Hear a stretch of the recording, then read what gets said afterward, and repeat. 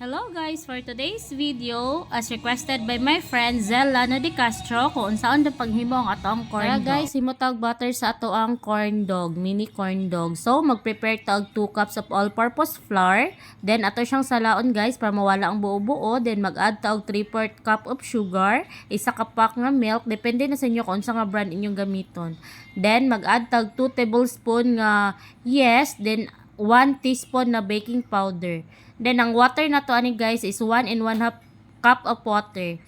Then, i-mix na nato siya guys. Ato siya ukayon og tarong para makuha na to ang atong gusto nga consistency sa ato ang butter.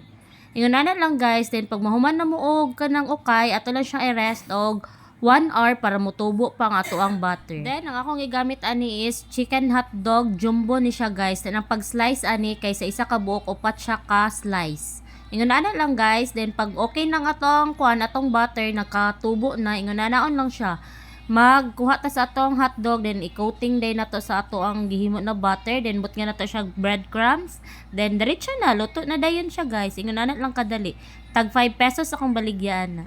Then guys, make sure po day kung magluto tani is hinay lang ang atong kalayo para dili siya maahat og kaluto og dili siya mapagod dayon. Kay dali ra gyud kay siya malutuon. Dali ra siya mapagod pag atong pasubraan ang atong kalayo. Sa gusto day mo try ani nga business no, go na mo guys kay kuan jud siya, kusog jud siya sa mga bata pati sa mga dagko. Daghan og ganahan ani nga ani nga pagkaon, mini corn dog.